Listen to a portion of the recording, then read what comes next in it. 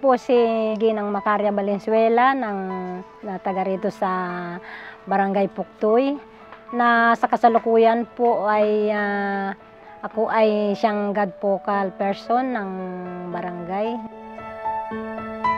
Noong time na magkaroon na nga ng ang DSWD Kalahi Seeds, tapos siyang na sila ng kailangang mayroong God focal na noong mga matagal na din panahon no, na ako'y kagawad pa, meron na din kasing ganyan. Pero parang ano ko sa sarili ko na hindi ba't tinututukan. Hindi tulad ngayon na talagang kailangang i-push mo yung sa gender, yung mga karapatan ng mga kababaihan. Although talagang masasabi kong sakripisyo talaga. Isang sakripisyo yung maging volunteer ka. Ito ay hindi lang basta volunteer, yung time, yung ano, meron pa yata ang treasure, kahit pambili na ako ng namin ng kape, pinapamasahe na, basta matupad ko lang yung ako.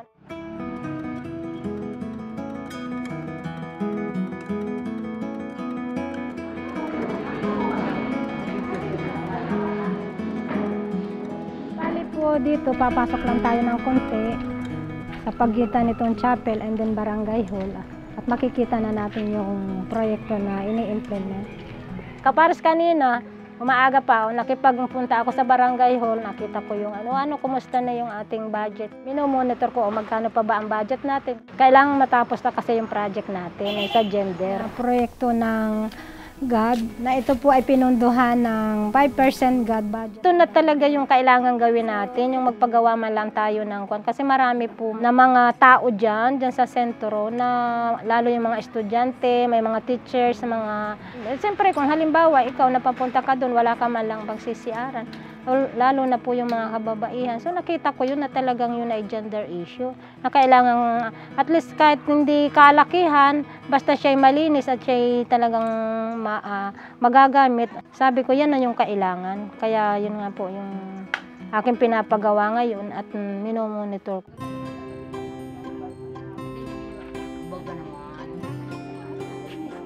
Magandang umaga po sa ating lahat ng mga nandirito, mga kabarangay ko.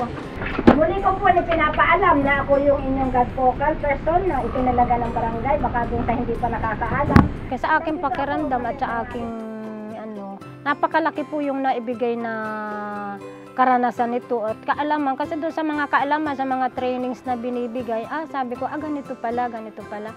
So yung kaalaman ko na yun, yun na yung binibigay ko doon sa aking mga kabarangay. Sinishare ko sa kanila. Amin din po pinapangalagaan yung karapatan po ng bawat isa. Kailangan po sinasabi namin, kung ano man yung inyong mga problema ng pang-aabuso, ay kayo po ay lumapit sa amin. Nandito si Kagawad Lenny na siyang gagabay sa atin. At saka yun po, pag may mga assembly kami, yun ang sinasabi ko sa kanila. Napakaganda ang maging volunteer, naging maganda yung gender. Kapares ko, kahit naman ako medyo maedad na nga, kapares kayo mga kababaihan, lalo na yung mga 4-piece members, i-try natin o ibigyan natin ng panahon yung mag-volunteer tayo.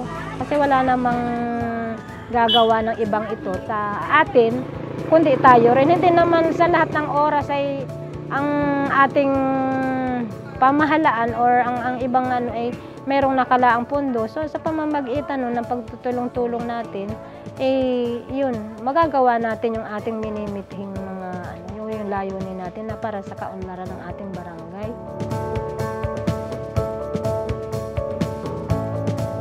Ako ay si Macaria at ako ay isang babae.